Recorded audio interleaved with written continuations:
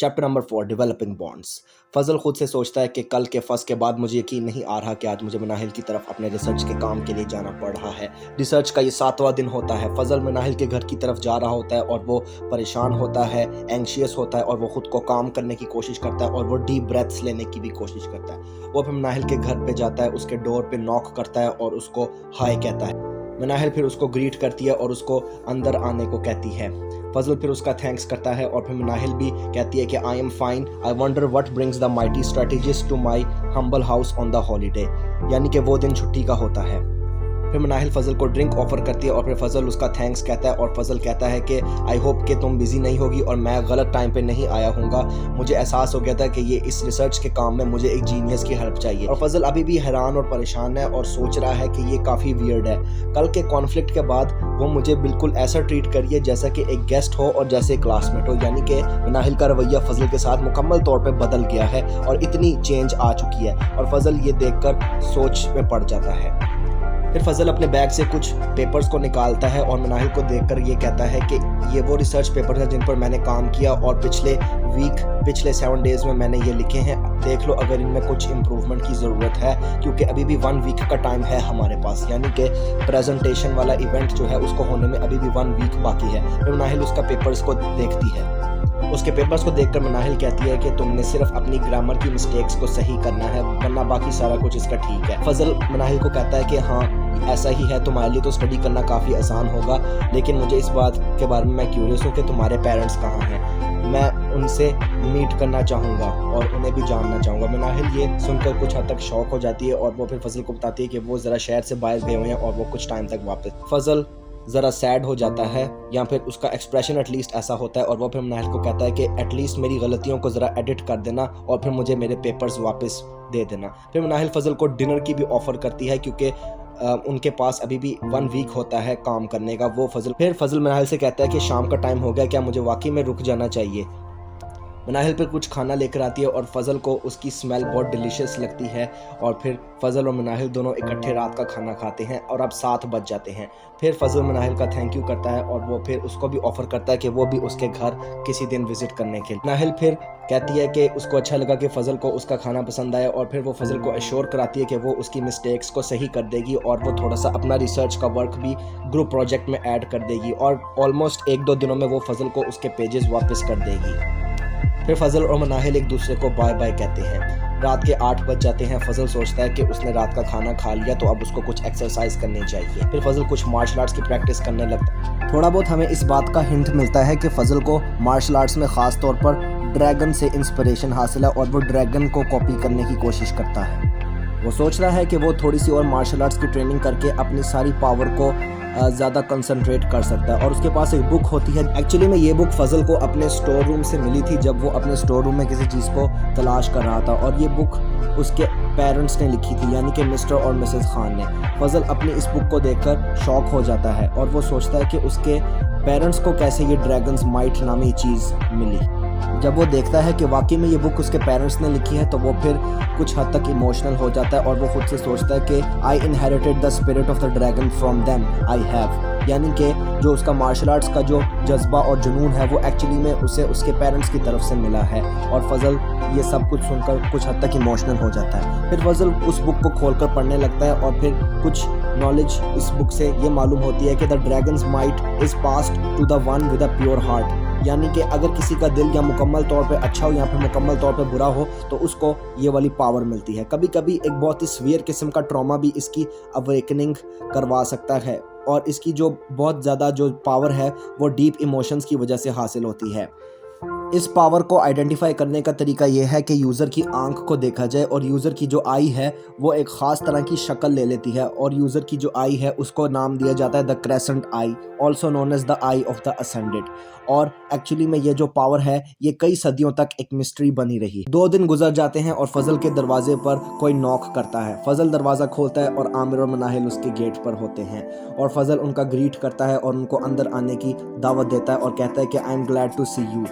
मनाहिल फजल को उसके research papers देती है जिसको उसने एडिट कर दिया होता है फजल के लिए। फजल फिर उन दोनों को कहता है कि पहले उन दोनों को बैठ जाना चाहिए, उसके बाद वो सारे बचे कुचे काम के बारे में बात करेंगे और ये कि उनको ये वाला काम आखिरी वाले दिनों में कैसे मैनेज करना है। लंच का टाइम हो जाता है और फिर हमें आइडिया होता है कि फ़ज़ल भी बहुत ही अच्छा कुक है और वो बहुत मज़े मज़े के खाने बना सकता है। और फिर आमिर फ़ज़ल का खाना खाकर ये कहता है कि ग्रेवी तो बहुत यम्मी थी। फिर फ़ज़ल कहता है कि I am glad you both liked it. इसका क्रेडिट मेरी अंकल और आंट को जाता है। प्रेजेंटेशन से एक दिन पहले उन सारों ने अपना सब कुछ तैयार कर लिया होता है और फिर उन लोगों ने अपनी जो फाइल्स और रिसर्च वर्क होता है उसको यूएसबी के अंदर कंपाइल कर लिया होता है। आखिर में वो दिन आ जाता है और प्रेजेंटेशन का टॉपिक होता है how to reduce losses due to nuclear energy. और फ़ज़ल, आमिर और मनाहिल एक ग्रुप और एक टीम की तरह सारी यूनिवर्सिटी और सारे इंस्टीट्यूशन के सामने अपना रिसर्च वर्क प्रेजेंट करने के लिए तैयार हो जाते हैं। चैप्टर नंबर 5 था प्रोजेक्ट। फ़ज़ल और आमिर खुद से सोचते हैं कि एक दफ़ा ये रिसर्च का काम फिनिश हो जाए तो हमें पिकनिक मनाने के लिए नॉर्दर्न माउंटेन्स में जाना चाहिए। फ़ज़ल ये सुनकर एक्साइटेड हो जाता है और फ़ज़ल कहता है कि मुझे ऊंचे ऊंचे और बर्फ़ से ढके हुए पहाड़ बहुत ज़्यादा पसंद है और ऐसे व्यूज़, ऐसी जो हाइट्स हैं वहाँ से जो मंज़र है वो बहुत ही ज़्यादा खूबसूरत और मेस्मराइजिंग होता है। मैं हमेशा इस तरह के किसी बड़े ट्रिप के लिए तैयार रहता हूँ। आमिर फिर कहता है कि आई एम रियली सरप्राइज्ड कि फ़ज़ल भी इतना ज़्यादा एक्साइटेड हो सकता है। ये कोई आम चीज़ नहीं है कि तुम्हारी तरह का इतना सीरियस बंदा हर रोज़ इस तरह एक्साइटेड हो जाता है। मनाहिल कहती है कि यकीन नहीं आता कि ये वही बंदा था जो कि हमारे ऊपर अपना बदला लेने के लिए कुछ दिनों तक बेताब था। He seems so cool once you get to know him। इस पर आमिर कहता है कि अब तो हम तीनों फ्रेंड्स हैं, बल्कि हम तीनों तो बडीज़ की तरह। जब फ़ज़ल आमिर से ये फ्रेंड्स और बडीज़ वाले वर्ड सुनता है तो वो एक सीरियस टोन में आमिर से कहता है कि उसे टीममेट वाले वर्ड को इस्तेमाल करना चाहिए, क्योंकि friendship is not something that is created, it takes time to develop. फिर फ़ज़ल उनको मज़ीद रिमाइंड कराता है कि उसने सारे बैड मोमेंट्स को अभी भुलाया नहीं है और उन बुरी चीज़ों को वो भूला नहीं है जो कि आमिर और मनाहिल ने उसके साथ किए हैं। So it would be better for the team to focus on the project for now.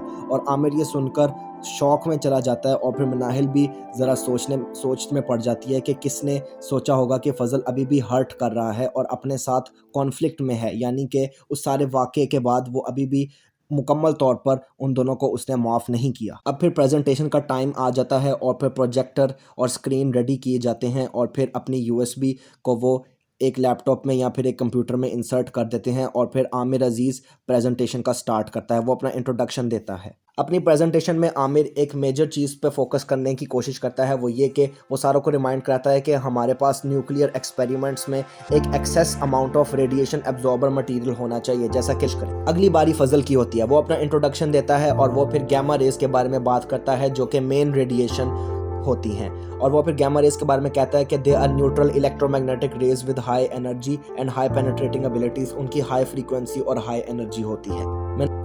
आखिरी बारी मनाहिल की होती है। वो अपना इंट्रोडक्शन देती है और वो फिर उसके बाद कंक्लूजन में ये कहती है कि I would like to say that nuclear power is a way to get long lasting power. लेकिन न्यूक्लियर पावर के साथ हम एनर्जी हासिल करने के साथ साथ बहुत ज़्यादा तबाही भी हो सकती है, जैसा कि हिरोशिमा और नागासाकी के बॉम्ब्स की वजह से हुई। लोग उनके लिए क्लैपिंग करते हैं और वो फिर तीनों जो हैं वो बहुत खुश हो जाते हैं और फिर फ़ज़ल सुकून का सांस लेता है और वो कहता है it is finally over, I can go home and relax now. यानी कि अब मैं घर जाकर रिलैक्स कर सकता हूँ, आराम कर सकता हूँ। पिछले 2 वीक्स ने मुझे बहुत ज़्यादा थका दिया।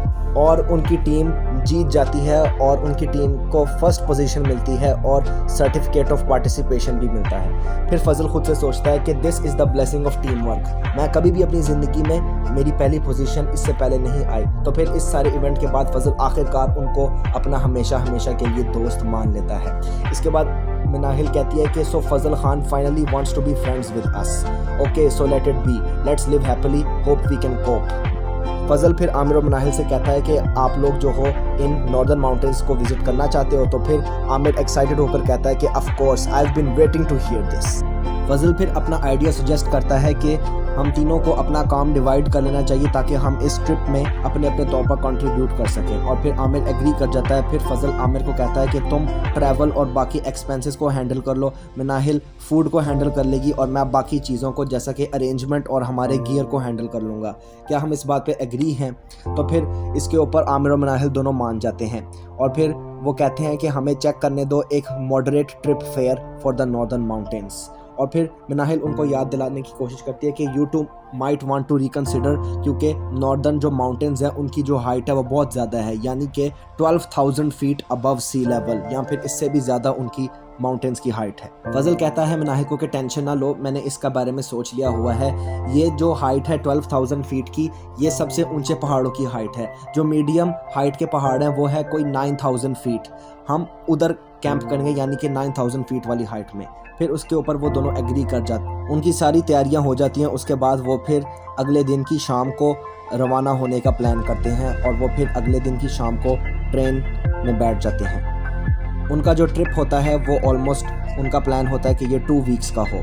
उसके बाद वो फिर ट्रेन में बैठ जाते हैं और वो फिर फजल उनसे कहता है कि वो सनराइज़ के टाइम वहाँ पहुँच जाएंगे, और वो फिर फजल उस टाइम उस ट्रेन में सो जाता है। और फिर रात का सीन दिखाया जाता है और फिर आमिर और मिनाहिल एक दूसरे से कहते हैं कि रात का आसमान बहुत ही खूबसूरत है और उसमें तारे चमक रहे हैं, और रात के 11 बजे होते हैं। नेक्स्ट डे सनराइज़ पे वो उधर पहुंच जाते हैं और वो फिर एक होटल में चले जाते हैं और एक होटल को बुक करा लेते हैं। और फिर उसके बाद फजल, आमिर और मिनाहिल अपना नाश्ता करते हैं और वो फिर एक वॉक करने का प्लान करते हैं। और इसके बाद वो लोग जॉगर्स पहनकर वॉक करते हैं और फिर फजल कुछ वंडर करने लगता है, कुछ सोचने लगता है, और वो फिर खुद से कहता है कि कुछ ना कुछ तो गड़बड़ है, क्योंकि आमतौर पे जो यहाँ एयर होती है वो फ्रेश होती है और उसमें यहाँ के जंगली पौधों की और जंगली फूलों की महक होती है, लेकिन यहाँ की हवा एकदम से चेंज हो गई है। आखिर ऐसा क्यों है? बज़ाहिर तो सब कुछ नॉर्मल नज़र आ रहा होता है, यानी कि फ्लावर्स, ट्रीज़ और माउंटेन्स वगैरह वगैरह, लेकिन फजल को कुछ और ही महसूस होता है। फजल फिर आमिर और मिनाहिल को कहता है कि मेरे साथियों, तुम दोनों को जल्दी से एक छुपने की जगह को ढूंढना चाहिए और जल्द से जल्द ये करो, जल्दी जल्दी छुप जाओ। और फिर आमिर ये सुनकर शौक हो जाता है और मिनाहिल कहती है कि तुम तो हमारे ग्रुप के स्ट्रेटेजिस्ट हो, तुम इस तरह की अजीबोगरीब किस्म की बातें क्यों कर रहे हो जिसका कोई एविडेंस भी नहीं है। फजल फिर उनको ज़रा परेशानी और गुस्से के आलम में कहता है कि मेरे पास पूरा दिन नहीं है तुम दोनों को लेक्चर करने के लिए, जल्दी जल्दी से छुप जाओ। फिर एकदम से परिंदे उड़ने लगते हैं और हवा के तेज़ झोंके चलने लगते हैं और गन्स चलनी शुरू हो जाती हैं। फिर फजल उन दोनों को कहता है कि जल्दी जल्दी छुप जाओ, क्योंकि गन्स चलना शुरू हो गई हैं। आमिर मिनाहिल से कहता है कि यहाँ एक पास ही टाउन है, जो कि फजल जिसके बारे में बात कर रहा था, हमें वहाँ चुपके से चले जाना चाहिए, तो अब खामोश रहना। फिर आमिर को मिनाहिल कहती है कि फजल कहाँ है, वो हमें इस तरह की डेंजरस जगह में छोड़ के अब कहाँ चला गया है। वहाँ हमें पता चलता है कि फजल का जो चेहरा है वो एक कांटेदार शाख से टकरा जाता है और फजल के चेहरे से खून निकलना शुरू हो जाता है और फजल के कुछ कपड़े भी फट जाते हैं।